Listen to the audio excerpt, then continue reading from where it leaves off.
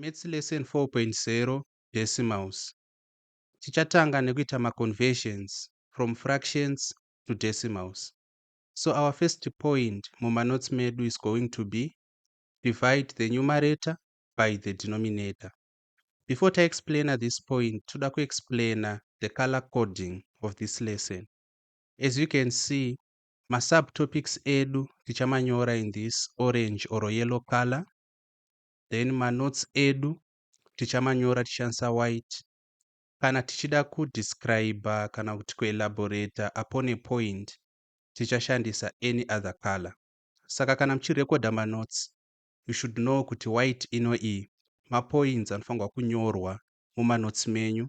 Yellow masubtopics anofanirwa kunyorwa mumanotes menyu. Then any other color ichashandiswa for elaboration and also demonstrating zvatinenge tichida kudemonstrata.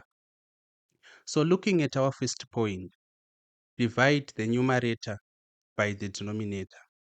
What we need to recall panapa. So I'm writing this in a different color. Kana muchida, you can edit in your notes. Kana kuti you already have it. So we need to recall what we called, I think in our first lesson, the anatomy of a fraction. The anatomy of a fraction. So what is the anatomy of a fraction? We say disusu kana tine a fraction which is a over b. This line is called the division line, and this is the division line. Then a unoyu anons iye a dividend. Then b unoyu achinzi the divisor. So we have the divisor and the dividend. So in actual fact, tinge chiti dividend over divisor. But tiri panapa manje, owing to this statement ratanyora in our notes, we should also know kuti if we have the same fraction, let us say kuti it's a over b, and this line remains the division line. As a unoyu ange akunzi the numerator, then b ange akunzi the denominator. So the other name of the dividend is numerator. The other name of the divisor is the denominator. Let us give a summary of zvataita panapa. Zvaitika apa ndezvekuti tati isusu, if we have a fraction a over b, so let us add something. Let us say kuti a over b is equal to c. Tati this line is called the division line, and it's very important. Ndiro line rinotiudza kuti tiri kudivide here kana kuti hatisi. Then tikati a unoyu anogona kunzi numerator kana kuti dividend. Then b unoyu anogona kunzi denominator kana kuti divisor. This is the spelling. Then c unoyu anonzi the quotient kana kuti in other cases tinongoti this is the answer. So this is contemporary. Answer yatinowana kana tadivida zvinhu a over b. Answer yatinowana in this case c is called the quotient. Asi kana tingotaura in everyday language tinoti it's what? It's the answer. So this is the anatomy of a fraction. Going back to our first point, tati isusu, if we need to convert from a fraction to a decimal, we need to divide the numerator we need to divide the numerator by the denominator, kana kuti we need to divide the denominator into the numerator. What do we mean? So let us add to this point. So in white, this is part of your notes. Let us give example number 1. Example 1, iri kuti iyo, we have 1 over 2. So 1 over 2, of course, it's a fraction. but tikuda kuiconverta into a decimal. What do? We are going to divide 2 into 1. Ndozvachaita panapa. Saka tichati 2 into 2 ndi 1. Tobva tati 2 into 1 ndi 0. Toisa koma because apa chisina manhamba. Tobva taedda a placeholder panapa 0. Toirepresenta nekadot. Tobva tati isusu 2 into 10 we are going to get 5. Saka our answer here is going to be 0,5. Meaning kuti kana tichida kuconverta 1/2 into a decimal, our answer is going to be 0,5. Okay, let us go to the second example. Second example yedu tikuda kuconverta 1/4 kana kuti 1/4 into a decimal. Chaita the same thing. We are dividing the denominator into the numerator, or we are dividing the numerator by the denominator. Saka tiri kuti 4 into 4 ndi 1. 4 into 1 ndi 0. Toisa koma toedda panapa a placeholder. 4 into 0 ndi 2 because it's 4 8. Then with a remainder of 2, pamberi pa 2 pacho tichaisa again another placeholder. 4 into 20 ndi 5. Kureva kuti our answer is 0,25. Converting 1/4 into a decimal, our answer is going to be 0,25. Let us take a third example. Our third example toda kutora 5/8. Saka tichati 8 into 8 ndi 1. 8 into 5 ndi 0, a placeholder. Kana chiti placeholder, remember tiri kureva 0 because 0 is the placeholder. Saka tiri kuiedda semadotsi panapa. Kureva kuti it's foreign, we are adding it in order for us to understand kana to be able to divide 8 into 5. Saka tikati 8 into 50 chawana 6. 6 tiri kuiwana pa 48 with a remainder of 2 and again another placeholder. Tobva tati isusu 8 into 20 tichawana 2. Then remainder yatasara nayo ndi 4 with another placeholder. Panapa tawana 2 because 8 into 20 tati 8 16.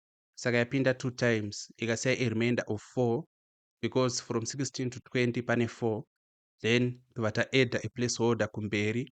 8 into 40 ndi 5. Kureva kuti the answer here is going to be what?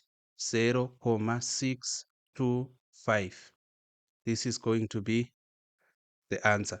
So this is how we do the division. This is how we divide the numerator by the denominator. This is how we divide the denominator into the numerator. As if you so much need, togona introduce a method number 2. This method number 2 toda kushandisa long division. I do not advise kuti mushandise long division isiyei kuprimary kwamakaidzidzira, asi dangokuratidzai kuti tichabuditsa the same results. Saka using long division, example number 1, tati isusu 1/2 and tikuda kuconverta 1/2 into a decimal. Before we go any further, toda kuintroduce again the anatomy of long division. Saka long division tinayo yakadai so. Ngatiti tina A and dividing into B and answer yatiri kuwana ndi C. And saka iri zilaini iri ndochi division line. Irori zigzag irori. That's our division line. And A is going to be the divisor, B the dividend, and C our answer is the quotient. Upaona. Saka zvokuitika panapa ndezvekuti inonyorwa kunze ndo inenge iri pasi, inonyorwa mukati ndo iri pamusoro, then panapa tichazonyora our answer. So what it means is, let us go here. Tati isusu example 1 yedu tina 1/2. Saka kana takuda kuinyora padivision kana kuti palong division, 2 iri pazasi ichanyorwa kunze dividing into 1 iyi iri pamusoro inyorwa mukati. Takadai so handika. Tobva tati isusu 2 into 1, 2 hapinde muna 1, so it's going to be 0. Tobva tatoisa koma panapa. Tobva tati 0 times 2, 0 times 2 ndi 0, tosubtracta panapa, todai so.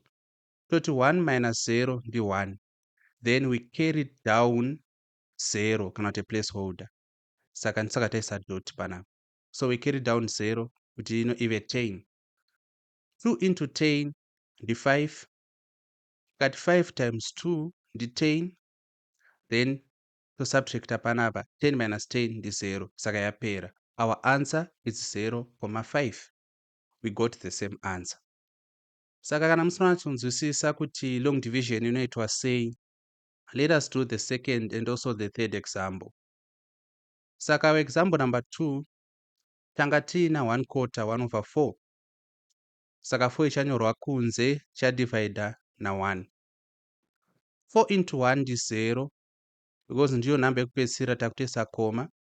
0 times 4 ndi 0, tosubtracta panapa 1. Then we carry down a placeholder 0. Tobva tati 4 into 10 ndi 2. Toti 2 times 4 ndi 8. Tosubtracta panapa 10 minus 8 ndi 2.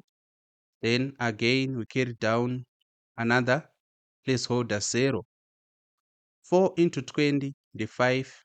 5 times 4 ndi 20. Ukasubtracta panapa chaita 0. Saka our answer is 0.25. Example number 3. Yanga ina 5 over 8. Saka 8 iri kunze dividing 5. 8 into 5 ndi 0, 0 times 8 ndi 0. We subtract, we get 5 panapa. We bring down a placeholder 0. 8 into 50 ndi 6. 6 times 8 ndi 48. We subtract panapa, we get 2.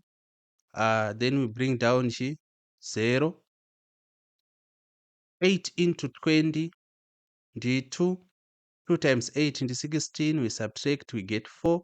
We bring down 0. 8 into 40 ndi 5. Then 5 times 8 ndi 40. We subtract, we get 0 yapera. Our answer is 0.625. Sa mukatarisisa, this is the long division. Mukada kuikontrasta kana kuti mukada kuikombeya nezvataita pamusoro panapa, muchaona kuti pane matrends aripo.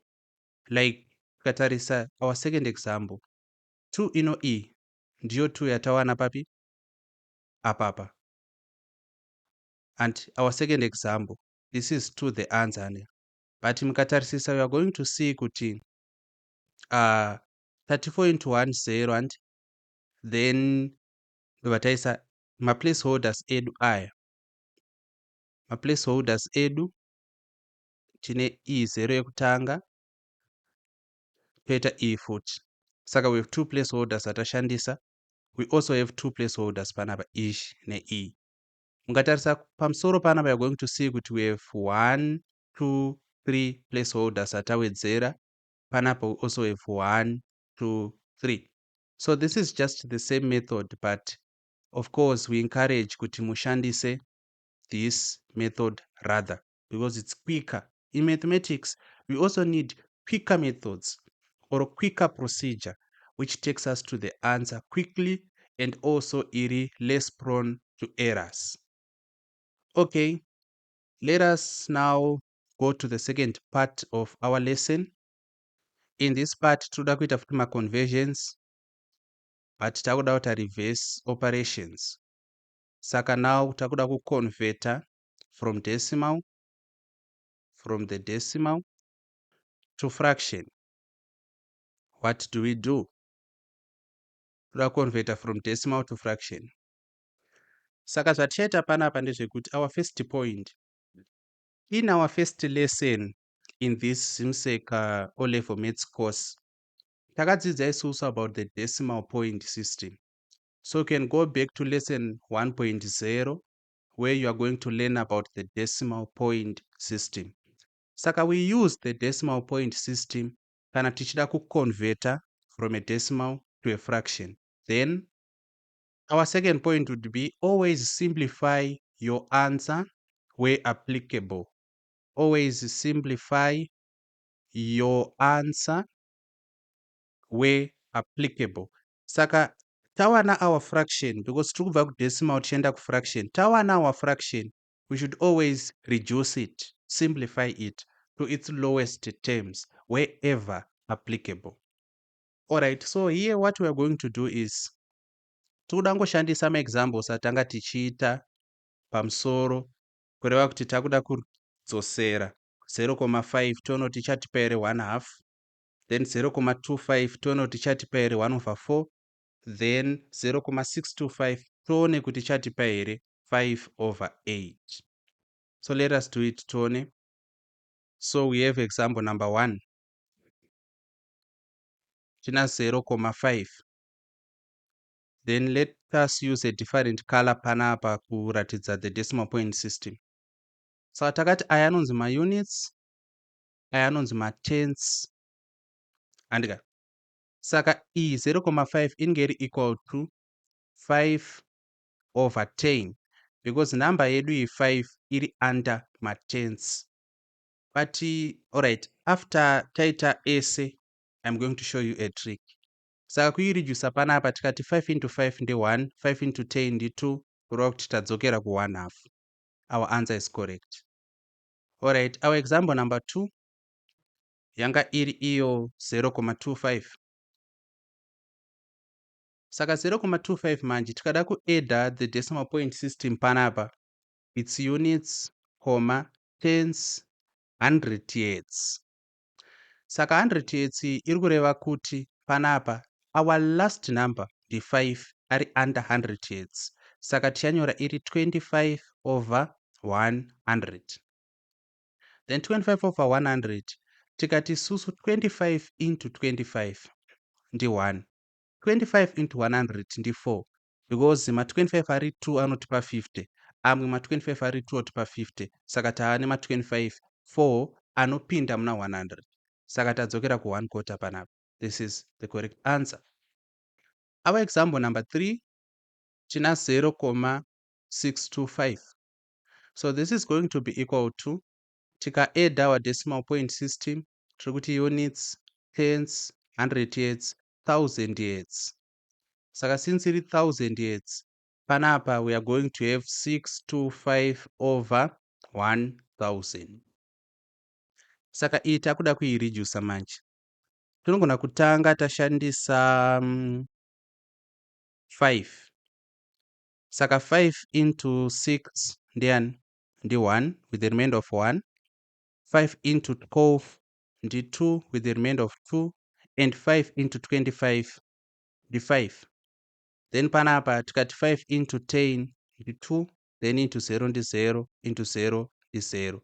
Saka tava nani? Tava na 125/200. Panapa togona kushandisa 25 yamboshanda kunoku, because 25 into 125 should be 5. Kasitarisisa. Why? Because ma25 ari 2 anotipa 100, amwe ma25 ari 2 otipa 100, then imwe 25 pamusoro dzakutipa 5. Then tikati 25 into 200, it's going to be 8 because ma25 ari 2, kana kuti rather ma25 ari 4 anotipa 100, then amwe ma25 ari 4 tipa futi 100 ya 200. Saka panapa tadzokera kuanza yedu chi, which is 5/8. Saka taona kuti tikaita reverse operate tiri kudzokera kuansa yedu. So in that we have proven our methodology kana kuti our procedure, our method to be correct. Chandauda kukuratidzai panapa ndechekuti I want you to take note of something. Kuti even though tikasaedda kana kuti tikasanyora our decimal point system pamusoro, there is something you should notice. Panapa 0.5 yabuda iri 5/10 and yabuda iri 5/10. Then panapa 0.25 yaita 25 over 100. Then 0.625 yaita 625 over 1000. Can you see kuti the number of decimal places corresponds with the number of zeros in our denominator? Panapa we have one decimal place. Kana chiti decimal place tiri kuti mapositions atinawo kana kuti maplaces atinawo after the comma. Saka panapa tingori ne1. Yet 0 yedu panapa i1. Panapa tine 2 madecimal place. 1, 2. Mazero edu mangani i2. Panapa tine 3 madecimal place. 1, 2, 3. Mazero edu mangani i3. Saka the number of decimal places corresponds with the number of zeros in our denominator. Okay, that having been said, mukatarisa futi you can see kuti the number of digits in our numerator corresponds with the number of zeros in our denominator. Panapa tine 1 digit pamusoro, mazero edu i1. Panapa tine 2 digits pamusoro, tine 2 mazero. Panapa tine 3 digits pamusoro, tine 3 mazero. So these are patterns. When you are doing mathematics, you should have an eye of patterns. Unofanirwa kugona kubatanidza zvinhu, kuona ma-relationships nema-patterns. That is mathematics. It is a science of patterns. Alright. Saka we have done ma-conversions edu tapedza. Takuda kuita the addition and subtraction of decimals. Saka takuda kuedda nekusubtracta ma-decimals. This is going to be our first point. TNB zvinoreva kuti nota bene. Nota bene zvinoreva kuti note this. This is a very important fact. This is a very important note. Saka our nota bene is make sure that the decimals you are adding or subtracting have the same number of decimal places. What does that mean? Saka what it means is, that is, write the numbers in a column with the decimal commas exactly under each other. Exactly under each other. Saka to demonstrate zvatanyora apa, let us use an example. So this is going to be our example number 1. Example 1 yedu iri kuti 2.49 plus 0.082. Saka tichainyora takadai so. Tichati isusu 2.49 tati plus 0.082. Saka tiri kusatisfy our first point.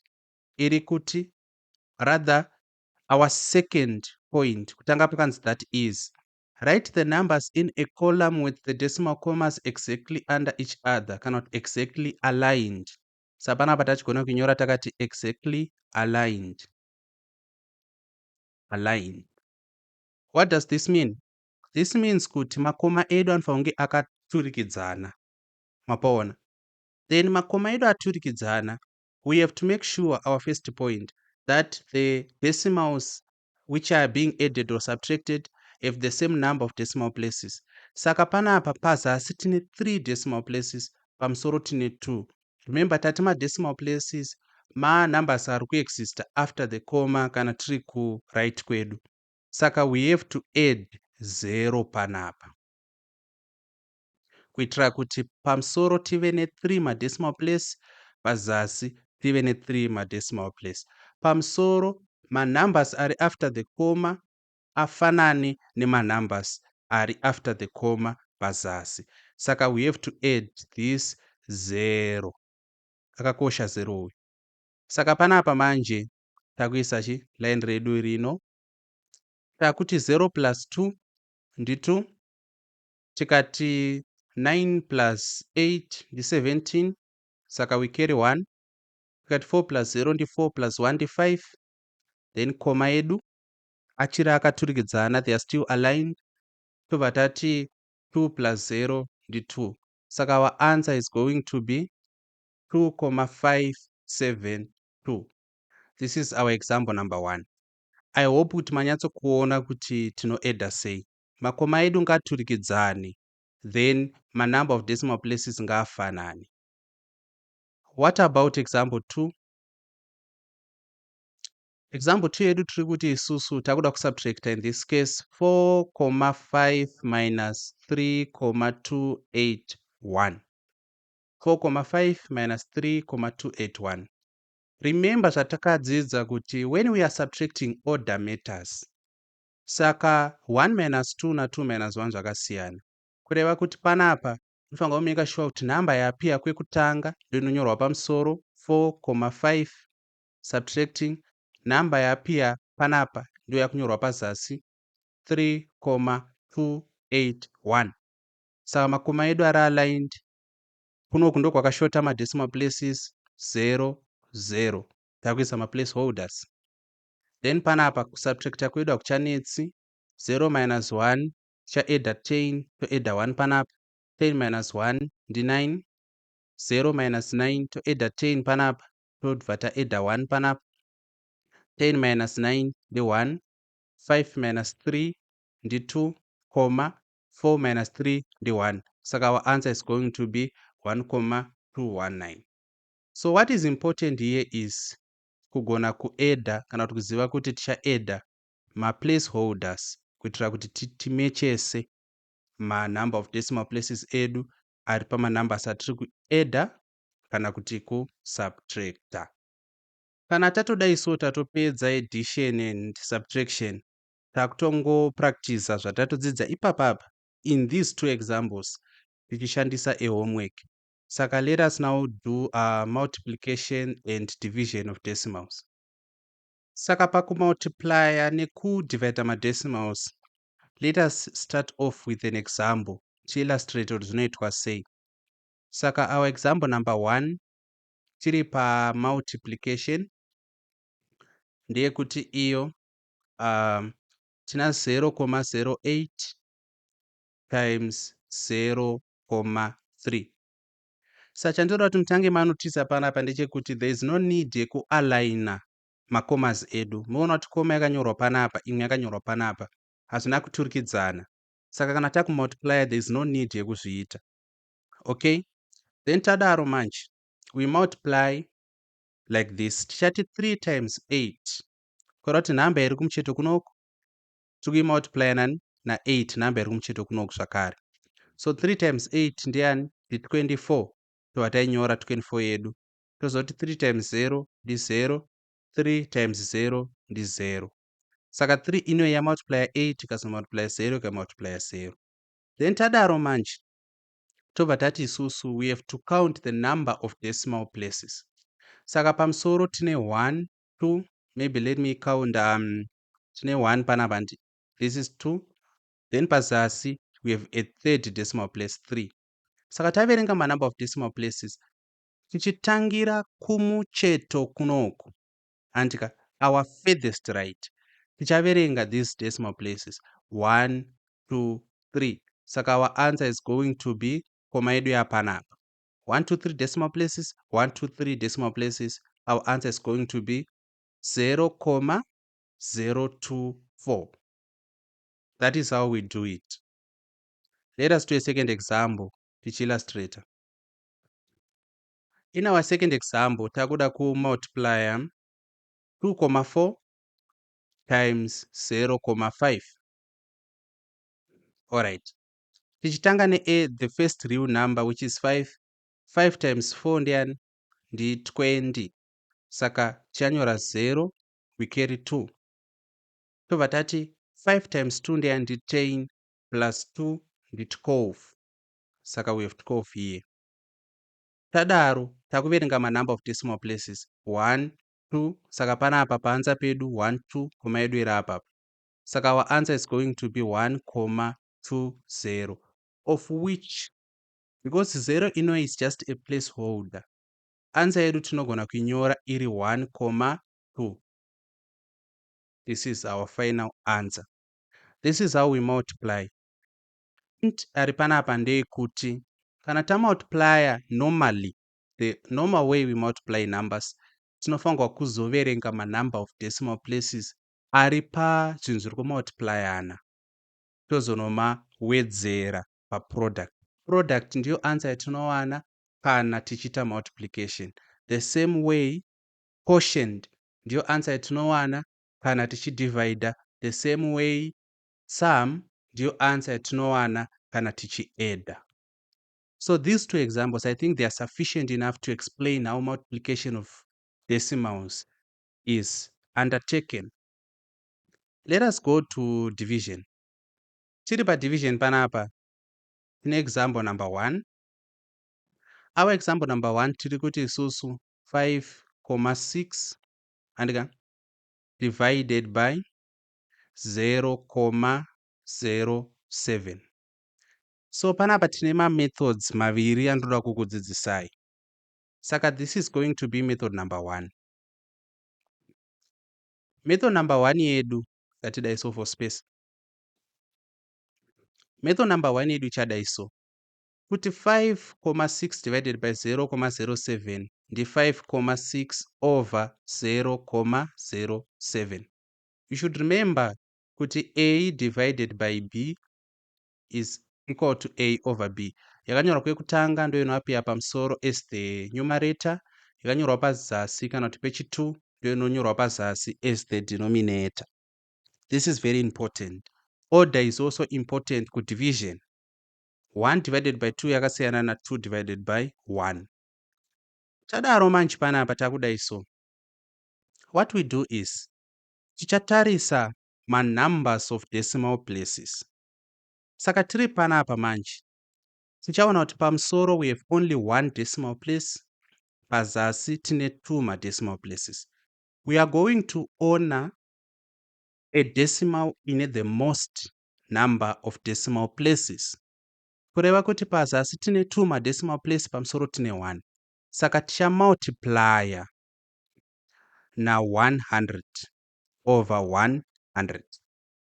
Saka 100 ine 2 mazero.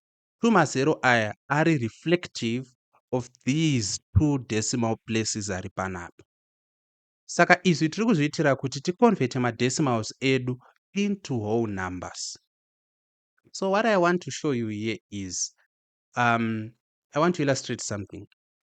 Ngatiti tina 2 over 3. Andiri 2 over 3. This is an illustration. Tina 2 over 3. Ngatiti ita multiply pamusoro na 3 pazasi na 3.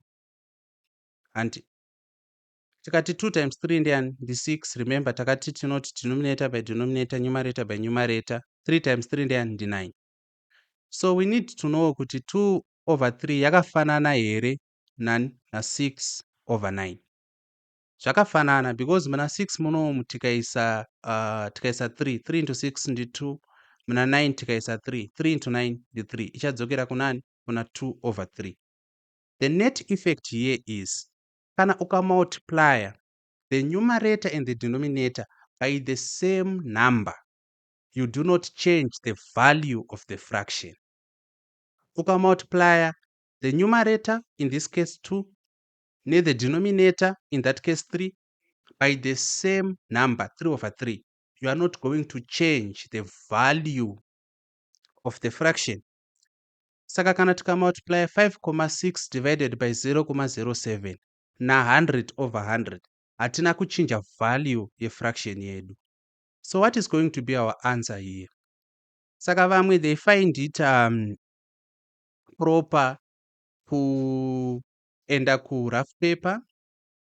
Voenda ku rough paper kwavo vono multiply kuti ko 5,6 times 100 ambori ani, votorite 00, 1 times 66, 1 times 55.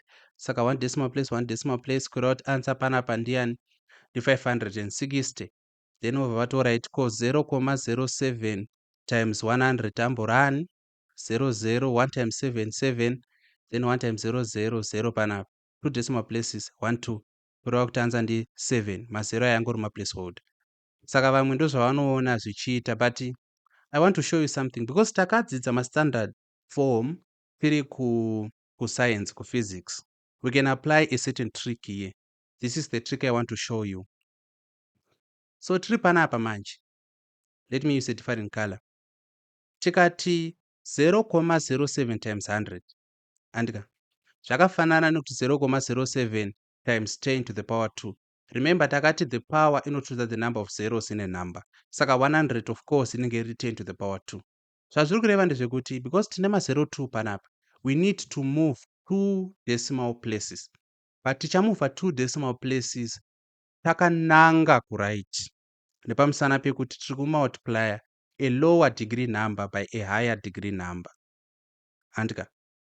Don't mind kuti degree number, don't mind that. Saka 0.07 times 100, a person with common sense would know kuti koma yedu haingamuvhi ichiuya kuno uku because number yedu inenge ichiwedzera kuva diki. Hatingamultiply 0.07 times 100 towana an answer which is lower than 0.07. This is just logic. Saka koma yedu ichamuvha ichiuya kuno uku, ichamuvha how many places? 1, 2. Kurati koma yedu yapanapa. Saka our answer is going to be 7. Then panapa 5.6 times 100 ichamuvha how many? 2 places. Saka ichamuvha 1, 2. Saka koma yedu yapanapa. Since apa pasina chinhu apa, yamuvha in an empty space, chichaisa chi placeholder. Saka panapa taanani na 560. The same number satawana panapa 560 na 7. Saka it's either kana usingaunderstandi zvaitika panapa zvokumuvha makoma, unogona kuenda kugraph paper kwako unocalculator, because mathematics kana kuti any science, bravery does not have credit.